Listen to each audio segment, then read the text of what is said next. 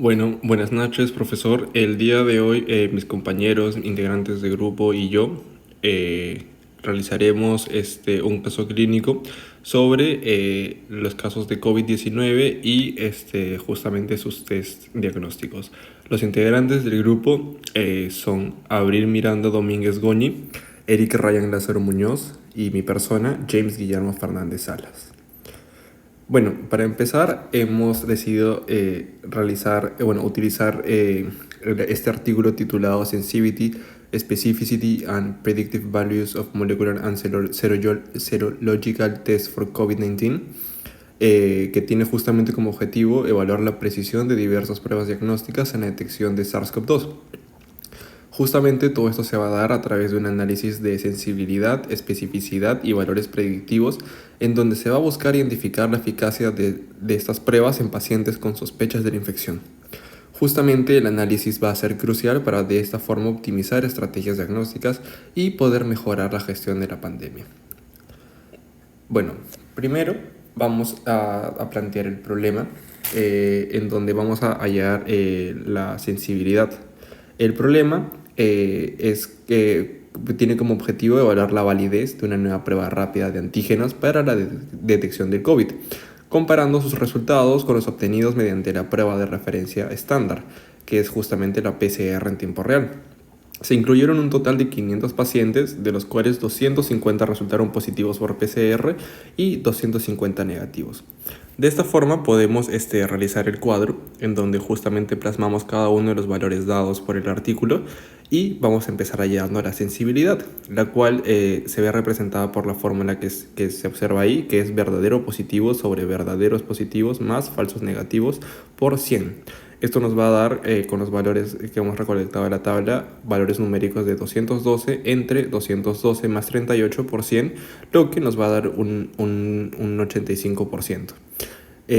¿Esto qué nos quiere decir? Que la sensibilidad del 85% nos indica que la prueba rápida detecta correctamente al 85% de los pacientes con COVID-19, es decir, con la PCR positiva.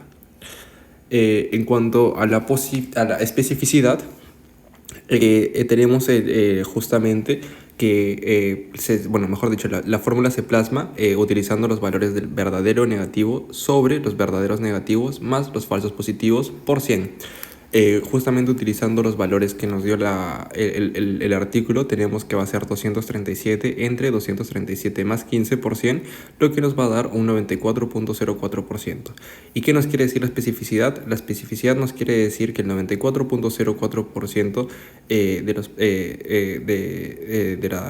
de los pacientes sugiere que la prueba identifica correctamente al 94% de los pacientes sin la enfermedad. Ahora, para hallar el valor predictivo positivo, tenemos que este va a ser igual a los verdaderos positivos sobre los verdaderos positivos más los falsos positivos por 100. Utilizando los datos de la tabla, obtenemos que va a ser 212 entre 212 más 15 por 100. Y esto nos va a dar un igual al 93.39%.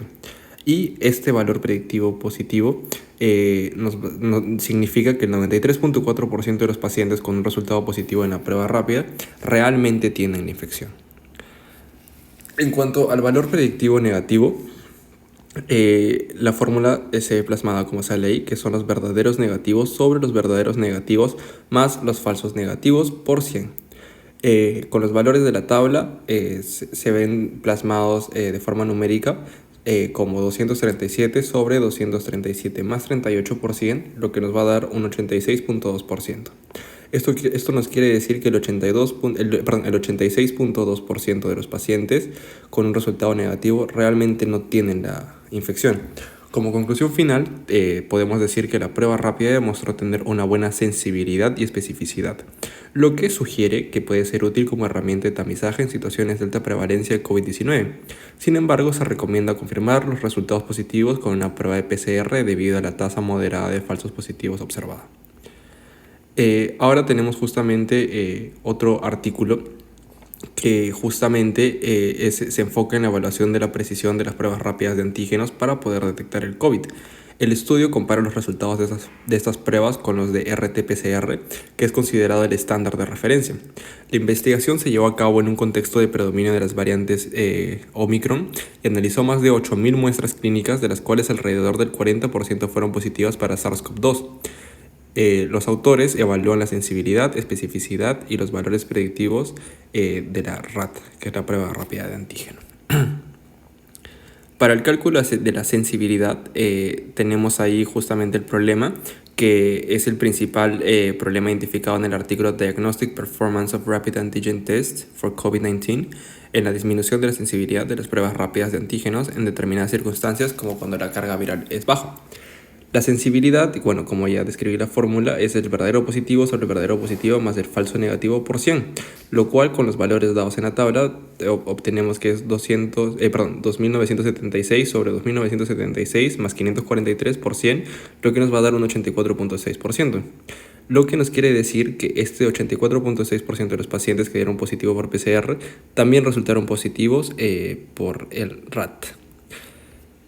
En cuanto a la especificidad, ya mencioné la fórmula. Según los valores obtenidos de la tabla, tenemos que va a ser 568 sobre 568 más 33%, lo que nos va a dar un 99.4%. Lo que nos quiere decir que el 99.4% de los pacientes que no tenían COVID-19 según la PCR también resultaron ser negativos en el RAT.